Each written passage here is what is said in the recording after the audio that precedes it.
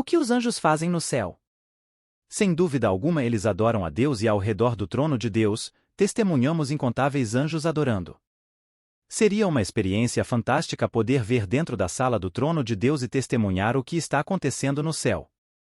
João teve a oportunidade e nos relata o que ele viu. No céu ele nota uma porta aberta, a voz de trombeta que falou com João no início diz para ele subir. Então, olhou e ouviu a voz de muitos anjos ao redor do trono, a voz das criaturas viventes e dos anciãos e eles eram incontáveis, dizendo em voz alta: digno e merecedor é o Cordeiro que foi sacrificado para receber poder, riqueza, sabedoria, honra, glória e bênção. Em Apocalipse 4:9, há uma descrição dos anjos incitando os anciãos a adorar. No entanto, neste trecho, os anciãos parecem estar incitando os anjos. Isso cria um belo ciclo de incentivo e louvor entre os anjos e os anciãos no céu, pois eles continuam a inspirar uns aos outros a oferecer cada vez mais louvor ao grande Redentor. Como resultado, os anjos e os anciãos se prostram diante do Cordeiro e levantam suas vozes em uníssono para glorificá-lo. Seu número era incontável, consistindo em milhares de milhares, uma companhia inumerável de anjos. Os anjos em sua canção não ofereceram louvor pela própria redenção, pois não se acredita que sejam os sujeitos dessa redenção. No entanto, eles são observadores atentos e, portanto, podem louvar a Deus por isso. Eles são capazes de ver a grandeza do trabalho de Deus em redimir os homens caídos, portanto acreditam poder, riqueza, sabedoria, honra, glória e bênção ao Cordeiro em resposta.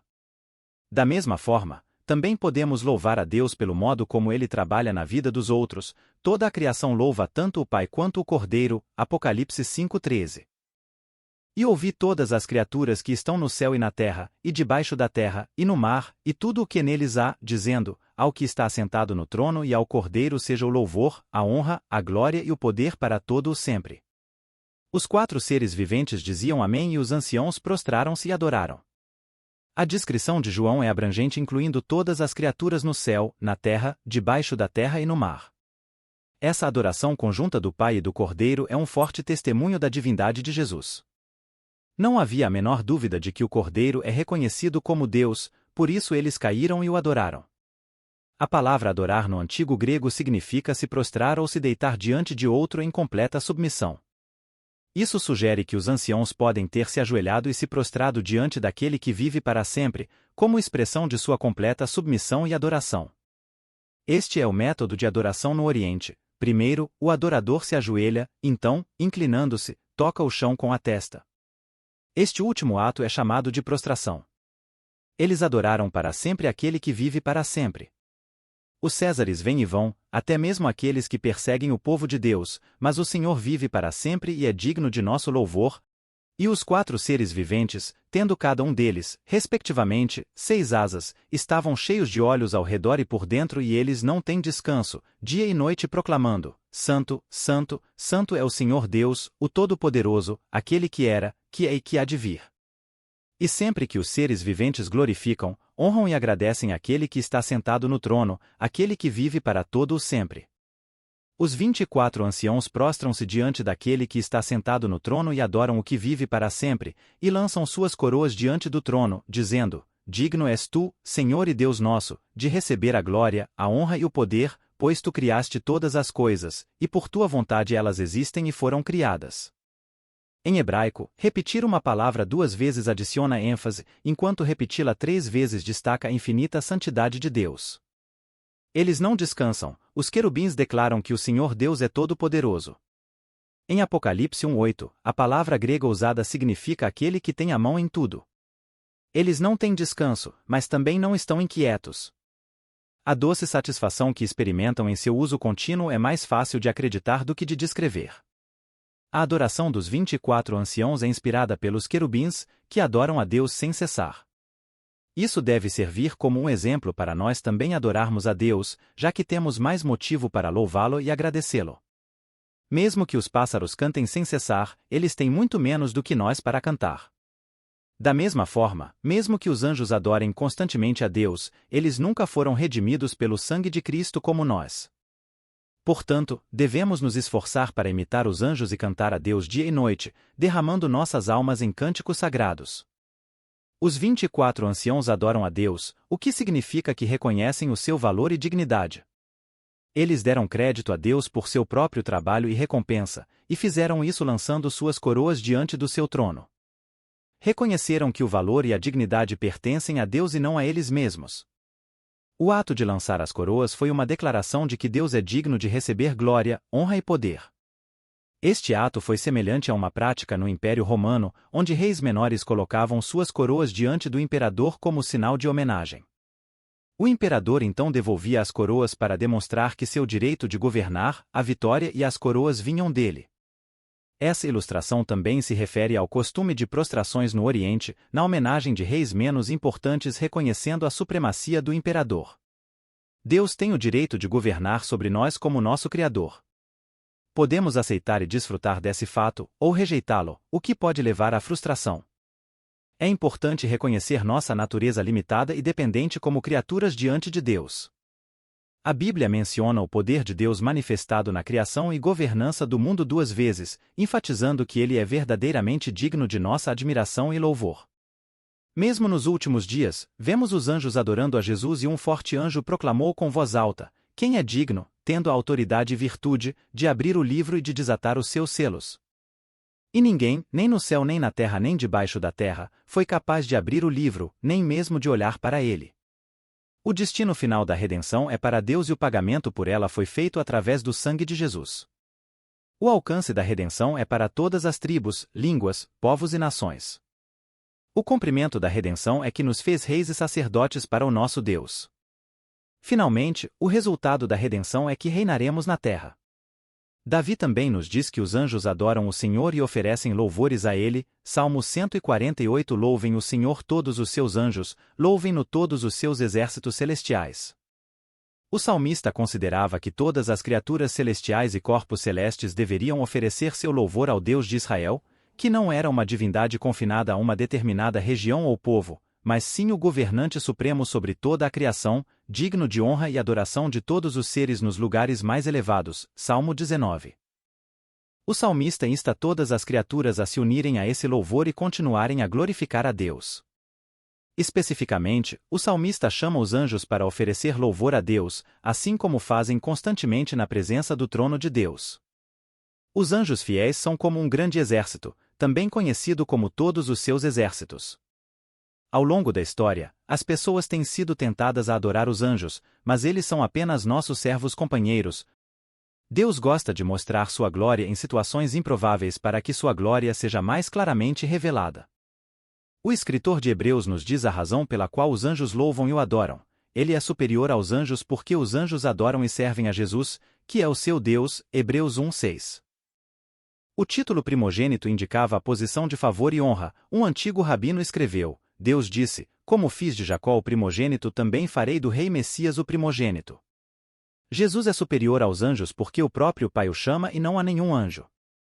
Vemos no Salmo 45:6 que o trono de Jesus é para sempre e o cetro do seu reino é o cetro da justiça absoluta.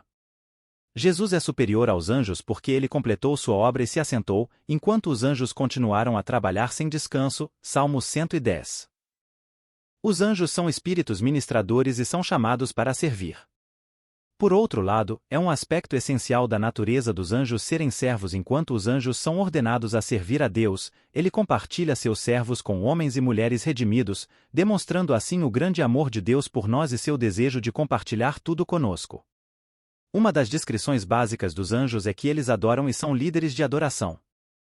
Existem imagens de anjos em alguns altares das grandes catedrais. Nesta arte, os anjos são retratados oferecendo incenso, que são as orações do povo, intercedendo e adorar são as responsabilidades dos anjos, eles são ministros. Em uma história sobre a fascinação de Deus pelos mensageiros angelicais, pode-se aproximar perigosamente da idolatria. Ao longo da história, as pessoas repetidamente caíram na armadilha de adorar os anjos em vez de Deus. De fato, o apóstolo Paulo advertiu a igreja contra a adoração aos anjos. O apóstolo João precisou ser avisado para não adorar um anjo quando um apareceu para ele. Anjos que não nos convocam para ver a Deus não estão fazendo o trabalho de Deus, pelo contrário são os anjos rebeldes, muitas vezes chamados de demônios ou espíritos malignos. Enquanto a incrível multidão glorifica a Deus, os outros no céu são compelidos a unir suas vozes em louvor ao redor do trono.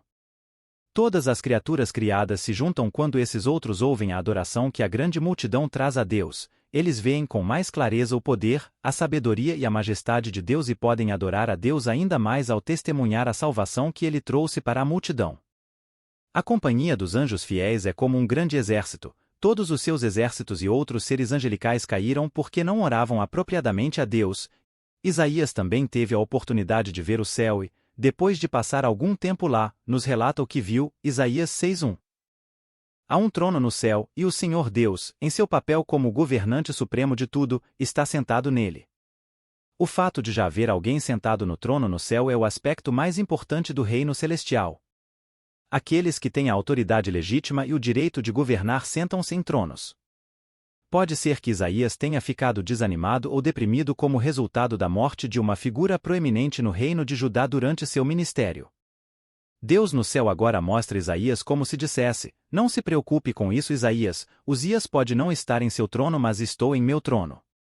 Neste texto, os anjos são chamados de querubins no Salmo e em Ezequiel, bem como em diversos outros trechos.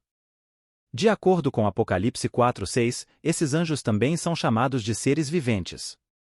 Em frente ao trono, havia algo parecido com um mar ou uma grande extensão de vidro como o cristal mais claro, e ao redor do trono havia 4 seres viventes cheios de olhos na frente e atrás, vendo tudo e sabendo de tudo o que está ao redor deles. Apocalipse 4:8. O apóstolo João também menciona suas 6 asas. Os serafins são um dos 2 tipos de seres celestiais mencionados por Isaías, o outro sendo os querubins. Os querubins têm um único par de asas e são associados intimamente ao trono, presumivelmente como guardiões, enquanto os serafins voam acima dele. A palavra serafim vem da palavra hebraica para queimar, o que pode ser o motivo pelo qual algumas pessoas os associam ao relâmpago.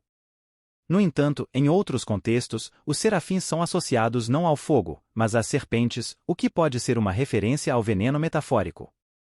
Neste contexto, os serafins não estão falando diretamente com o Senhor Deus, eles estão louvando seu caráter glorioso um ao outro na presença do Senhor. A frase, Santo, Santo, Santo, aparece na Bíblia 2 vezes, uma vez no Antigo Testamento e outra no Novo, e ambas as vezes é proferida por criaturas celestiais. Ela aparece em uma visão de um homem sendo levado ao trono de Deus, primeiro pelo profeta Isaías e depois pelo apóstolo João. Cada um dos 4 seres viventes tinha 6 asas e estava cheio de olhos em volta, até mesmo embaixo de suas asas. Dia e noite eles nunca paravam de dizer: Santo, Santo, Santo é o Senhor Deus Todo-Poderoso, que era e é por vir. A santidade de Deus é o atributo mais difícil de expressar, pois a santidade não é algo que herdamos como parte de nossa natureza, só nos tornamos santos em relação a Cristo. É uma santidade que é atribuída a você, imputada, somente em Cristo nos tornamos justiça de Deus. Ele fez aquele que não conhecia pecado ser pecado por nós, para que nele nos tornássemos justiça de Deus. Pela sua graciosa bondade amorosa, a santidade de Deus é o que o distingue de todos os outros seres, o que o separa de tudo o mais. A santidade de Deus não é apenas sobre sua pureza ou perfeição imaculadas, mas também é representativa do cerne de sua singularidade e de sua transcendência.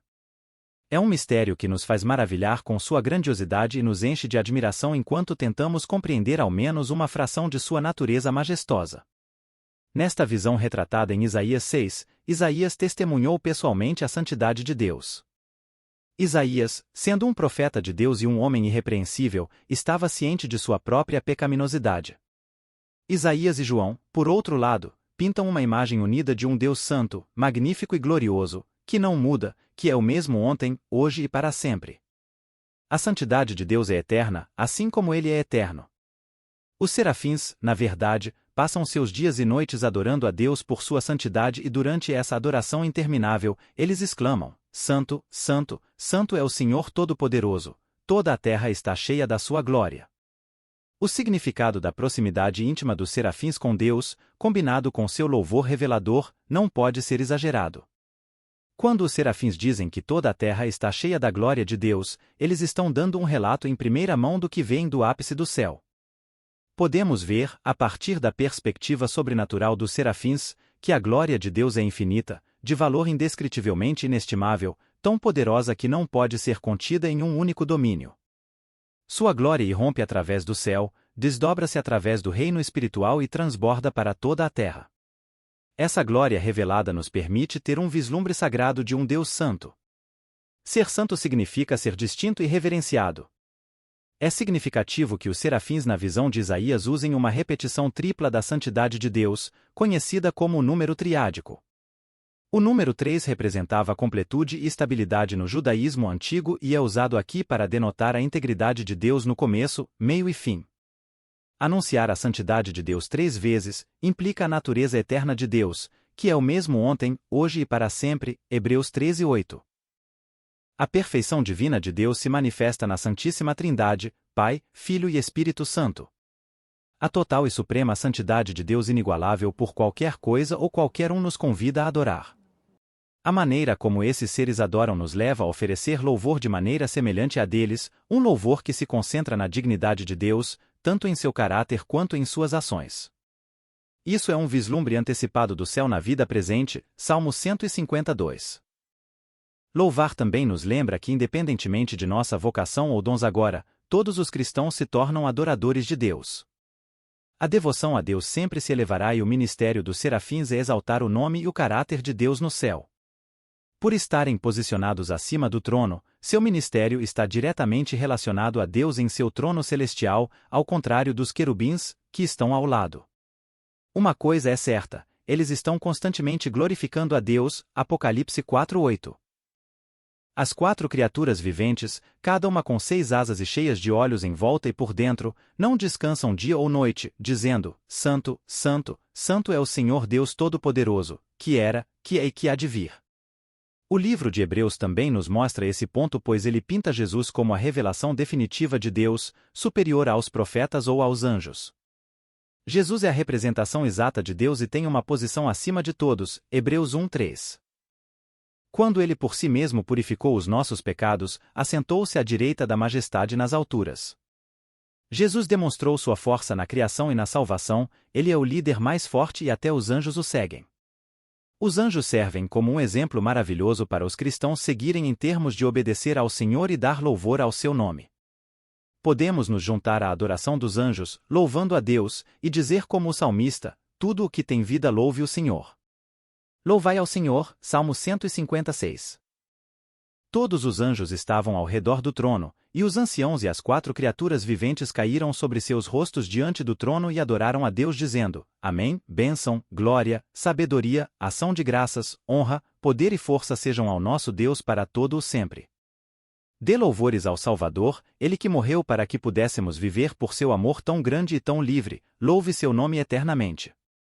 Quando nossos corações estavam imersos no pecado, Jesus deixou o trono acima, veio mostrar o amor do Pai. Obrigado por acompanhar mais uma história bíblica aqui no nosso canal Minha Bíblia Ilustrada. Esperamos vocês novamente no próximo vídeo.